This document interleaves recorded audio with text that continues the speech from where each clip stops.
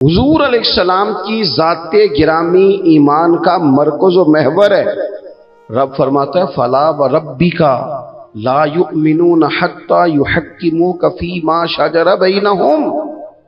اے محبوب مجھے تیرے رب کی قسم، یہ ذرا انداز بھی دیکھیں قرآن پاک کا، اے محبوب مجھے آپ کے رب کی قسم، محبوب آپ کے رب کی قسم، یہ لوگ اتنی دیر تک مومن نہیں ہو سکتے جب تک آپ کے ہر فیصلے کو قبول نہیں کر لیتے۔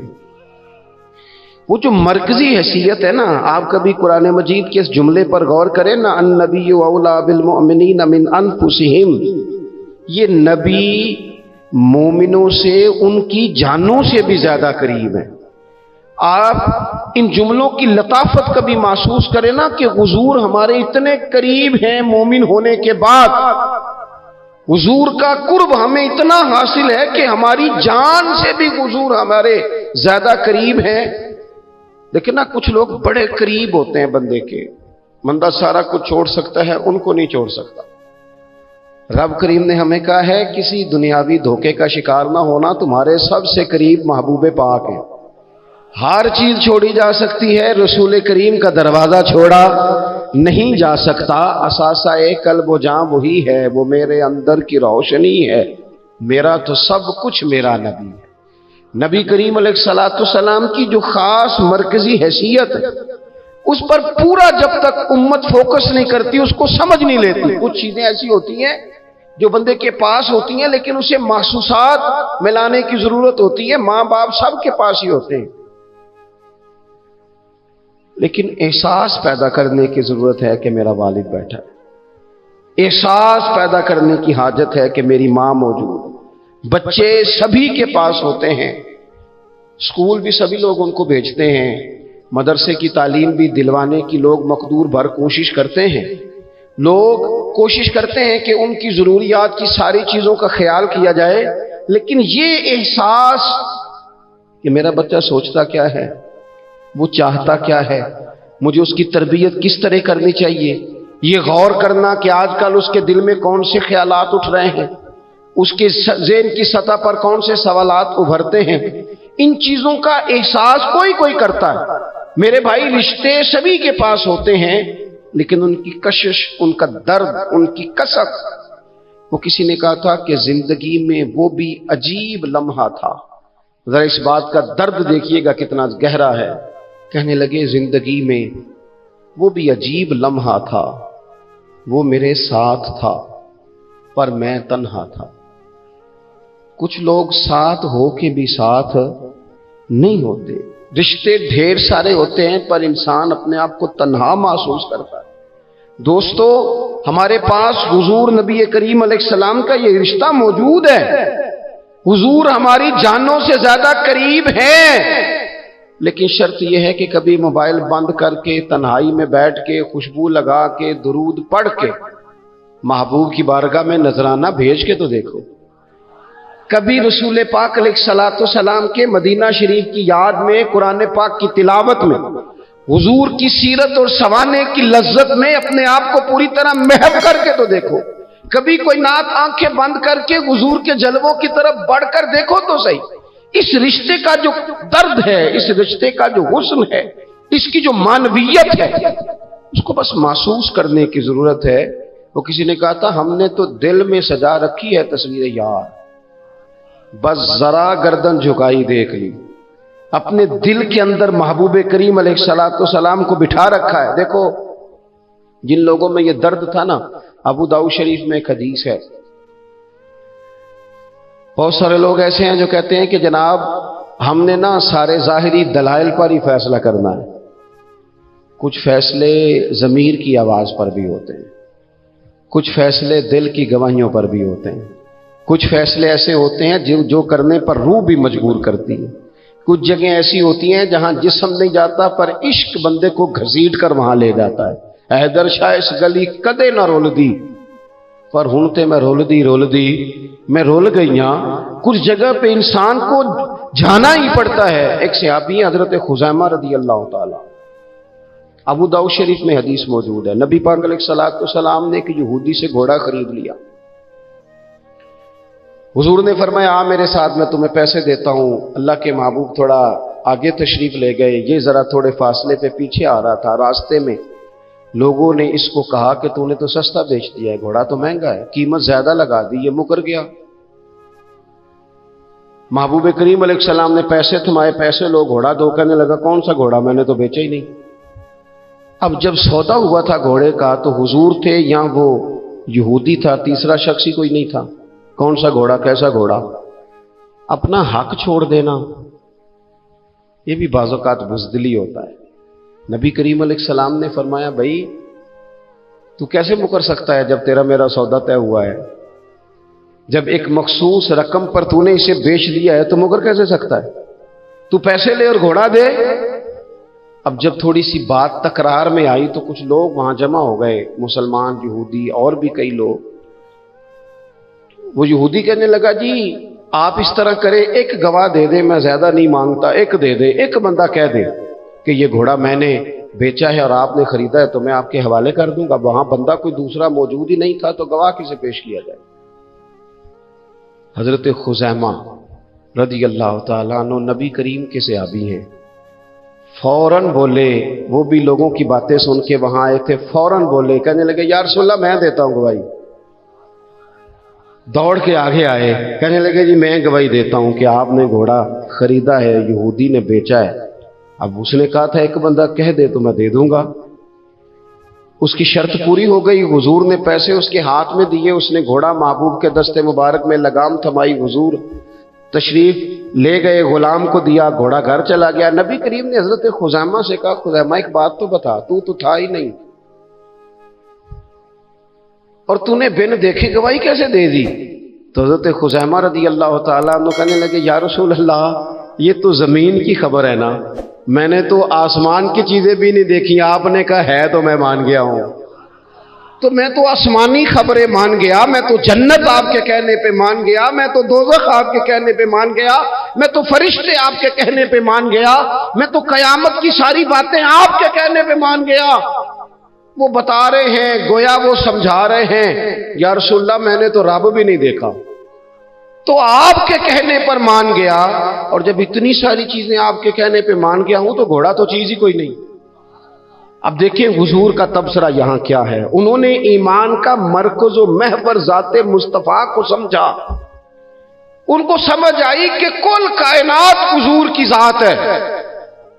अब हुजूर सैयद आलम अलैहिस्सलाम ने उस बात को सुनकर ऐलान क्या फरमाया, हुजूर फरमाने लगे लोगों जहां भी शरई गवाही की जरूरत हो ना दो गवाह चाहिए होते हैं, लेकिन जहां मेरा ये खुज़ैमा मौजूद हो एक की गवाही दो के बराबर शुमार की जाएगी। इतना बड़ा एजाज, नजरियाती तौर पर इतनी ज्यादा पुख्तगी, जब तक अपने ईमान का मरकज और महवर ज़ाते मुस्तफा को नहीं समझा जाता। एक और भी बात अर्ज करूं, कई काम होते हैं, वो काम तो होते हैं पर खुश्क बड़े होते हैं।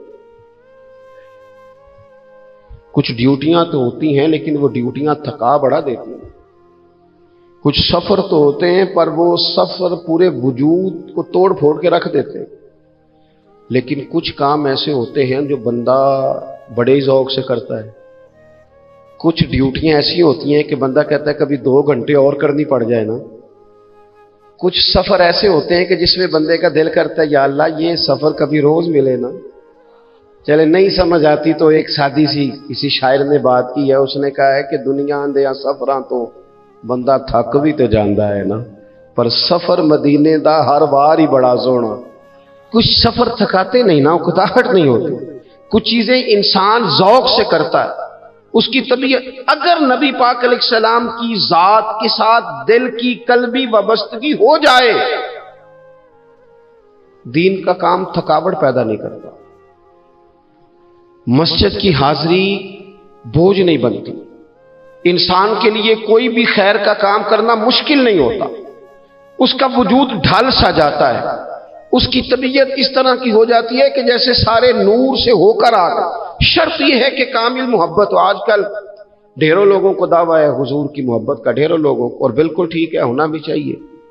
लेकिन अपने आप से पूछ लेना चाहिए अच्छी तरह से, हमें अच्छी तरह से गौर कर लेना चाहिए कि शोहरत ज्यादा प्यारी है कि हुजूर। ये हमें गौर करना चाहिए। ہمیں غور کر لینا چاہیے کہ دولت زیادہ پیاری ہے کہ نبی پاک علیہ الصلوۃ والسلام کی ذات؟ ہمیں غور کرنا چاہیے کہ برادری اور قبیلے کی رسمیں زیادہ پیاری ہیں یا حضور کے دین کی بات زیادہ پیاری ہے؟ ہمیں پہلے غور کر اپنی ترجیحات کا تعین کرنا چاہیے، اور پھر ہمیں اپنے دل سے یہ بھی پوچھنا چاہیے کہ تیرا فلاں دوست سے ملنے کو تو بار بار دل کرتا ہے، اہل خانہ کو، گھر والوں کو ملنے کو تو تیرا بار بار جی چاہتا ہے، کیا تیرے دل میں کبھی بیٹھے بیٹھے تڑپ اٹھتی ہے؟ بیٹھے بیٹھے، اور کبھی تیری آنکھیں باہر آتی ہیں کہ رب کوئی موقع بنا دے اور میں جا کے حضور کا شہر مبارک بھی دیکھا ہوں؟ اچانک دل کرتا ہے نا کسی شخص سے بات کرنے کو، تو کیا بالکل بیٹھے بیٹھے کبھی اچانک نعت سننے کو بھی دل کرتا ہے کہ نہیں؟ کبھی اچانک حضور کی سیرت کی طرف بھی توجہ بیٹھے بیٹھے چلی جاتی ہے کہ نہیں؟ دیکھیں، کوئی بندہ بھی انکار نہیں کرے گا جب کسی سے کہا جائے گا کہ مجھے حضور علیہ السلام سے بڑی محبت ہے، لیکن آپ کو کس سے محبت ہے، آپ کس سے پیار کرتے ہیں، یہ صرف آپ کو ہی پتا ہوتا ہے۔ میں کس سے محبت کرتا ہوں، میرے دل میں کس بندے کے لیے کتنی گنجائش ہے، یہ سامنے والا نہیں ماپ سکتا، یہ صرف میں ہی ماپ سکتا ہوں، کیونکہ دل جو میرا ہے، یہ باطنی کیفیات میری ہیں۔ ہم روز نعرے لگائیں، روز زور شور سے نعرے لگائیں، لوگ سن کے کہیں کہ بڑا پیار کرتا ہے یہ حضور سے، لیکن یہ ہمیں پتا ہے ہماری قلبی واردات کیا ہے، ہمیں خبر ہے۔ دیکھیں نا، صحابہ سچے لوگ تھے۔ حضرت عمر رضی اللہ تعالیٰ عنہ حضور کی بارگاہ میں حاضر ہیں تو عرض کی، یا رسول اللہ صلی اللہ تعالیٰ علیہ وسلم، مجھے آپ ہر چیز سے زیادہ پیارے ہیں، لیکن حضور مجھے لگتا ہے مجھے اپنی جان آپ سے زیادہ پیاری ہے۔ سچ بولنا ہے نا، نیرا دعویٰ نہیں کرنا، بات کو کھول کر بیان کر کے واضح کر کے بیان کرنا۔ یا رسول اللہ صلی اللہ تعالیٰ علیہ وسلم، مجھے محسوس ہوتا ہے مجھے اپنی جان آپ سے زیادہ پیاری ہے، تو حضور نے ان کے دل پر ہاتھ رکھ کے فرمایا، عمر ابھی ایمان نہیں مکمل ہوا۔ تو حضور کے دست پاک کا فیض آیا کہ حضرت عمر اسی وقت بول پڑے، عرض کرنے لگے، حضور آپ حکم کریں، میں جان بھی قربان کرنے کو تیار۔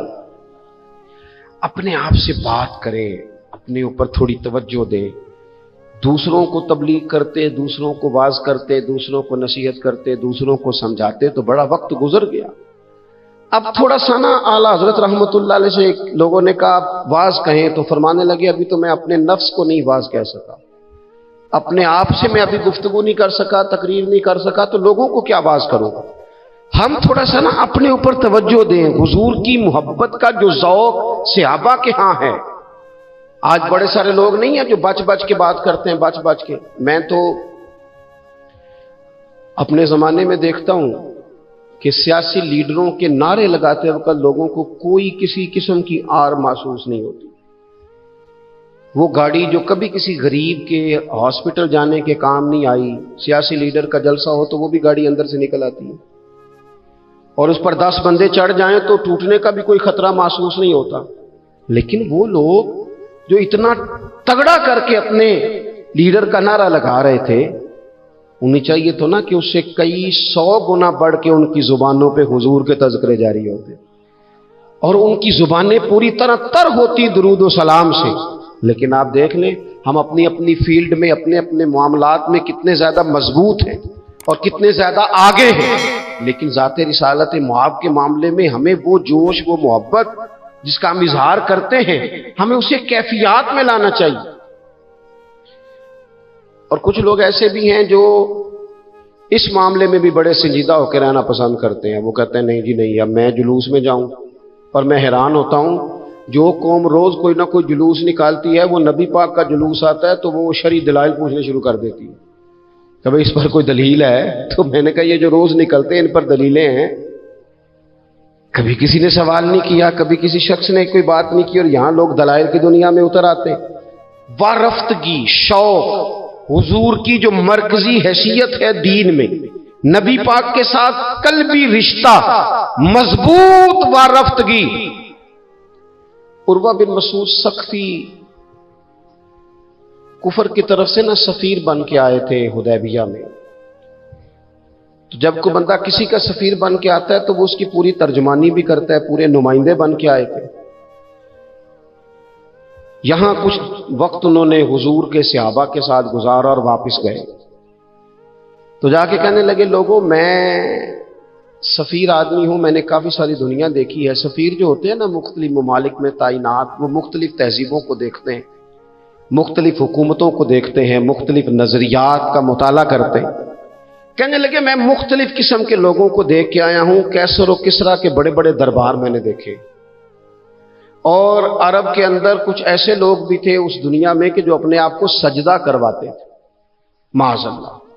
کہا میں نے بڑے بڑے دربار دیکھے ہیں، لیکن میں عجیب رنگ دیکھ کے آیا ہوں رسول پاک کے غلاموں کا حضور کے ساتھ. یعنی حضور سجدہ کرنے سے منع کرتے ہیں، لباس سادہ پہنتے ہیں، کوئی بڑا تخت نہیں لگاتے، کوئی بڑا نبی پاک محل نہیں بناتے. حضور زمین پر تشریف فرما ہیں، وہیں وضو کرتے ہیں، اور کسی کو حضور رغبت بھی نہیں دیتے یہ کام کرنے کی. لیکن باوجود اس کے جو وہاں کیفیت عروہ بن مسعود نے دیکھی وہ صحیح بخاری میں موجود ہے. کہنے لگے میں عجیب نظارہ دیکھ کے آیا ہوں کہ حضور بلغم شریف اپنے ناک سے نکالتے ہیں. بلغم ماں بڑا پیار کرتی ہے نا بچے سے، تو اس کی ناک سے یا گلے سے کبھی بلغم نکل آئے تو اماں نا ایسے ادھر منہ کر کے پھینکتی ہے، ایسے کر کے پھینکتی ہے، کبھی نکالنی بھی پڑ جائے. صحیح کہہ رہا ہوں میں؟ لیکن یہ دیکھیں، اور یہ ان لوگوں کی بات ہے جو عام لوگ نہیں، یہ عروہ جمیع صحابہ کی بات کر رہے ہیں. اور یہ بندے کون ہیں؟ حضرت ابو بکر صدیق جیسے سمجھدار لوگ، حضرت عمر جیسے لاکھوں مربع میل کی حکومتیں چلانے والے لوگ، حضرت عثمان غنی کی طرح کے لوگ جو جس کاروبار میں بھی ہاتھ ڈالتے ہیں چار چاند لگا دیتے. حضرت مولا علی شیر خدا جیسے علم و حکمت اور دانائی والے لوگ یہ کیا کرتے ہیں؟ عروہ کہنے لگے کہ نبی پاک کے ناک مبارک سے بلغم نکلتی ہے تو اپنے چہروں پہ مان لیتے ہیں یار. اور یہ صحیح بخاری میں موجود ہے، وہ اپنے جسموں پہ ملتے ہیں. اور کہنے لگے جب وہ وضو کرتے ہیں نا حضور، تو وہ جو وضو کا بچا ہوا پانی ہے اس کے لیے ان کے جذبات اس طرح کے ہیں کہ لگتا ہے وہ لڑ پڑیں گے آپس میں. وہ لڑیں گے کہ یہ قطرہ مجھے چاہیے، یہ حضور کے مقدس جسم سے لگا ہوا ہے. اور میرے امام کو تو پھر بات کہنی آتی ہے نا. اعلیٰ حضرت فرماتے ہیں جو حضور کے قدموں سے لگ کے دھومن بن جائے نا وہ تو آب حیات ہوتا ہے. وہ پی لینے والے تو مرتے ہی نہیں وہ لوگ تو باطنی طور پر ہمیشہ زندہ رہتے ہیں. کہتے ہیں جس کے قدموں کا دھون ہے آب حیات ہے، وہ جانے مسیحا ہمارا نبی. اور جس کی دو بوند ہیں کوثر و سلسبیل ہے، وہ رحمت کا دریا ہمارا نبی. عروہ کہنے لگا وہ تو لڑ پڑیں گے. اور تیسرا عروہ کہنے لگا میں نے عجیب منظر وہاں دیکھا ہے کہ حضور کوئی حکم کرتے ہیں تو ہر بندہ پہل کرتا ہے، جلدی کرتا ہے حکم ماننے، تیزی دکھاتا ہے. اور تیسرا میں نے یہ دیکھا ہے جب حضور گفتگو کرتے ہیں تو ان پر اس طرح کا روب طاری ہوتا ہے کہ وہ تو نظر بھر کے حضور کا چہرہ بھی نہیں دیکھتے. کہنے لگا یہ کیفیات میں ان لوگوں کے دیکھ کے آیا ہوں جو اپنے حبیب سے اتنی محبت کرتے ہیں. وہ کبھی بھی حضور کے دین کا جھنڈا نیچے نہیں آنے دیں گے، وہ کبھی بھی کسی کفر کی نفاق کی سازش کو آگے نہیں بڑھنے دیں گے. تو کافر تو کل بھی اس بات کا اظہار کر رہا تھا کہ ہمیں جو ڈر لگتا ہے مسلمانوں سے وہ اس بات سے لگتا ہے یہ اپنے نبی کے ساتھ بڑے جڑے ہوئے، ان کا رشتہ حضور کے ساتھ بڑا مضبوط. اور امت سوال جواب کر رہی ہے، امت ترازو لے کے بیٹھی ہے کہ اتنا علم تھا معاذ اللہ اور اتنا نہیں تھا، یہ کر سکتے تھے اور یہ نہیں کر سکتے، ان کو یہ کہنا چاہیے اور یہ نہیں کہنا چاہیے. بھئی یہ تو ہمارے بزرگ پرانا فیصلہ کر گئے. وہ کہتے ہیں بعد از خدا بزرگ توئی قصہ مختصر، اور حضور رب کے بعد سب سے بڑے ہیں، یہی مختصر قصہ ہے. تو حضور سید عالم کے ساتھ جو قلبی وابستگی ہے، نبی کریم علیہ السلام نا مدینہ شریف میں جب ہجرت کر کے تشریف لے گئے تھے تو حضرت ابو ایوب انصاری رضی اللہ تعالیٰ عنہ کے گھر میں حضور نے قیام فرمایا تھا. ہمارے پاس بہت ساری چیزیں ایسی ہوتی ہیں جن کی طلب بڑی ہوتی ہے، لیکن جب وہ حاصل ہو جاتی ہیں پھر ان کی طلب نہیں رہتی. ایک چیز آپ کے پاس ہمیشہ رہنے لگ جاتی ہے پھر اس کے ادب اداب زیادہ نہیں رہتے. یہ ایک مزاج ہے. عام آدمی، چلے میں اپنی بات بتاتا ہوں آپ کو. عام آدمی جو ہوتا ہے نا وہ قرآن شریف کے غلاف کو بھی چومتا ہے، پھر قرآن پاک کو بھی چومتا ہے، پھر وہ بڑے احترام سے کھول کے رکھتا ہے. لیکن ہمارے مدارس میں جو حافظ ہوتے ہیں وہ نہیں زیادہ چومتے، ان کے پاس رہتا ہے نا ہر وقت. وہ لا کے رکھتے، ادب کرتے ہیں، کوئی بے ادبی نہیں کرتے، اللہ معاف کرے، لیکن جس طرح سے عام آدمی اس کو بار بار چومتا ہے یا ذوق کا اظہار کرتا ہے، دیکھیں حافظ بیچ بیچ میں سے ناراض ہونے لگ گیا مجھ سے۔ آپ ناراض نہ ہوں، لیکن چلو بات کر تو لینے دو نا، جو ٹھیک ہے وہ کر تو لینے دو۔ یہ ہوتا ہے بعض اوقات، جو چیز بالکل قریب آ جاتی ہے نا، یعنی ایک چیز آپ کا مقصود ہے اور اگر وہ مقصود مل گیا تو وہ جو درویش نے کہا تھا نا کہ یہی بہتر ہے کہ پردوں میں وہ پردہ پوش رہے، اس کی بھی بڑی حکمتیں ہوتی ہیں، اس لیے کہ جو تڑپ، ملنے کی تڑپ کی جو لذت ہے وہ کئی دفعہ وصال کی لذت نہیں ہوتی، تو یہی بہتر ہے کہ پردوں میں وہ پردہ پوش رہے، اور وہ اگر پردے ہٹا دے تو پھر کسے ہوش رہے۔